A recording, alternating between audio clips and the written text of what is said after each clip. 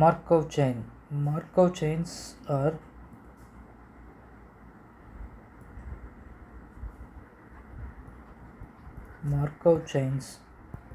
mathematical models that allow us mathematical models that allow us to analyze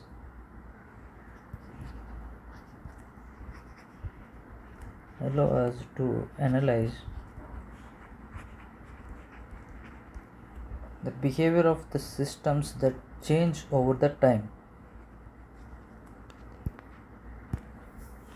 Let's take an example and we'll see the main components of Markov chain and how it is helpful in predicting the future data or future samplings. So let's say two types of days. One is sunny day and second is cloudy day.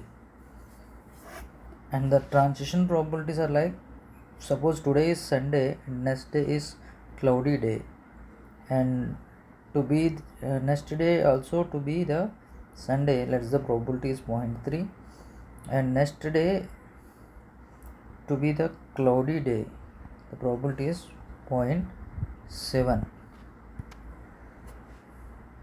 And if today is cloudy day, the next day to be Sunday, the probability is 0.5. Today is cloudy day and next day to be cloudy day, the probability is 0.5. And we have three components in Markov chain. One is state space, and second thing is Markov assumption,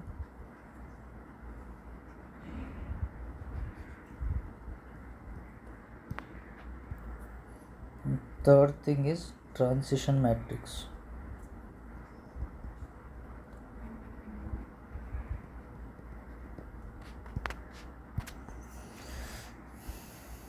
The state space consists of the total number of states.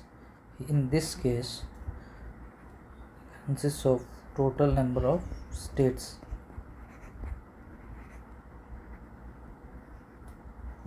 In this case, there are only two states, so here the state space is sunny and cloudy. And the Markov assumption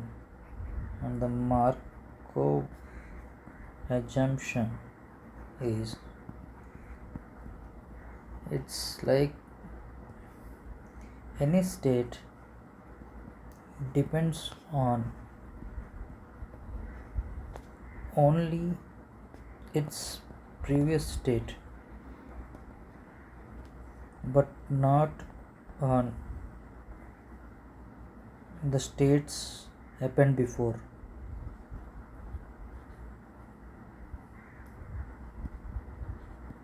States that happened before.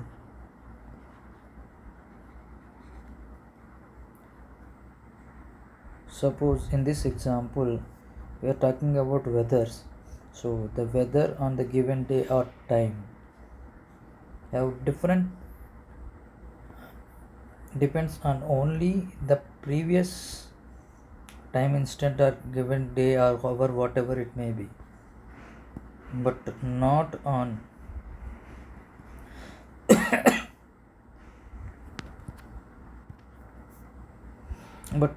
the previous all states.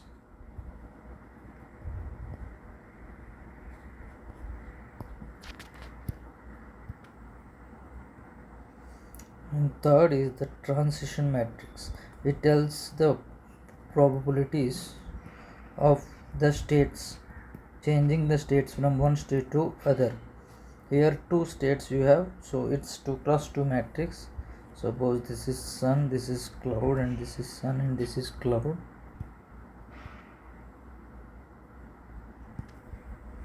Sun to sun it is 0.3, cloud to sun it is 0.5, sun to cloud cloud to cloud is 0.5. The key idea of Markov chain is steady state.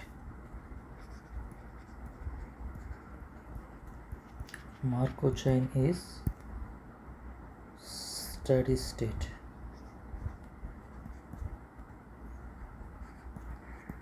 It's like, suppose in the first day, suppose it is sunny, and so the sun, it is sunny, suppose this is 1 and 0. In the next day, the transition from sun to sun is, it's 0.3, and from sun to cloud is 0.7. And in the next day, suppose in the next day, if you calculate in the same way, it's 0.3 into 0.3, 0.09, and 0.3 into 0.5, it is 0.44. 0.3 into 0.3, that is 2.3, that is 0.09 plus 0.7 into 0.5, 0.3 is 0.44. In the same way, if you calculate, it will get 0.56. In this way, if you follow, finally you will arrive at two probabilities. Those are pi 1 and pi 2. In the steady state, these probabilities will not change. That means, suppose in the next iteration, this pi 1 is sun, and to be sun it is 0.3, and for a cloudy day to become sun it is 0.5. But this probability distribution won't change. This should be equal to pi 1, and always the sum of the probability is 1. So this is 1. If you solve these two equations, you will get pi 1 is 5 by 12 and pi 2 is 7 by 12, which is 0.42 and 0.58. So for the next probable states, you will get the probability of day to be sun is 0.42, and the probability of day to be cloud is 0.58. So one of the application is language processing, in which you see this auto predicted tests. Suppose if you type something, and the Google or Gmail, whatever it may be, Word, will give you the predicted test to you.